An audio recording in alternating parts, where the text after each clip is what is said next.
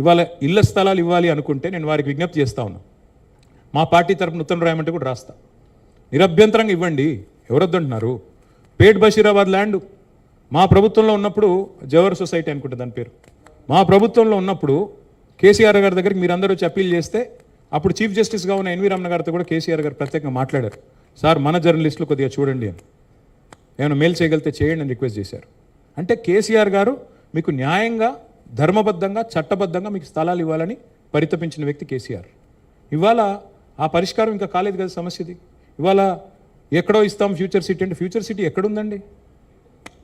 ఎక్కడుంది అసలు future city? Yes, I agree with Harish Rao 100%. Future city లేదు, ఏదీ లేదు. మీరే డ్రామాలు ఆడుతున్నారు. హైకోర్టులోనేమో ఫార్మాసిటీ ఉందని చెప్తారు. మీరు చూడండి, కావాలంటే అఫిడవిట్ తీసుకోండి. ప్రభుత్వం ఇచ్చిన అఫిడవిట్ హైకోర్టులో ఉందండి, ఫార్మాసిటీ అక్కడే ఉంది అని చెప్తారు.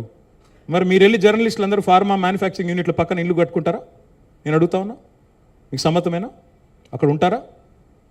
నేనేమంటున్నా అంటే ఏదో బుకాయించడానికి, బట్టగాల్చి మీదేయడానికి ఏది పడితే అది మాట్లాడితే కుదరదు రమేష్ గారు. ముఖ్యమంత్రి గారికి ప్రభుత్వానికి చిత్తశుద్ధి ఉంటే ముందు పేట్ బషీరాబాద్ ల్యాండ్ ఇవ్వండి, నెంబర్ 1.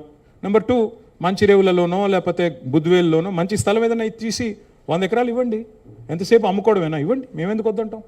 ఇంకోటి, మా గవర్నమెంట్ ఉన్నప్పుడు మేము జిల్లాల్లో చాలా వరకు ఇళ్ల స్థలాలు ఇచ్చాం. హైదరాబాద్లో ఇవ్వలేకపోయాం, ఎందుకంటే ఇక్కడ కాస్ట్లీ ల్యాండ్స్, ఆ పరిష్కారం కూడా జరగలేదు, ఇంకప్పటికి న్యాయ పోరాటం జరుగుతుంది కాబట్టి ఇవ్వలేకపోయాం. హరీష్ రావు గారు అన్న దానిలో ఏ తప్పు లేదు. That land acquisition was conditional. Tomorrow any kind of misadventure the government does, డెఫినెట్గా it has to be stopped. It was for industrialization.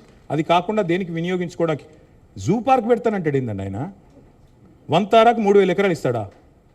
అది ఎంత కాస్ట్లీ ల్యాండు? నీకు అంత ఉబలాటం ఉంటే ఎక్కడో ఇవ్వు, దూరంగా ఇవ్వు.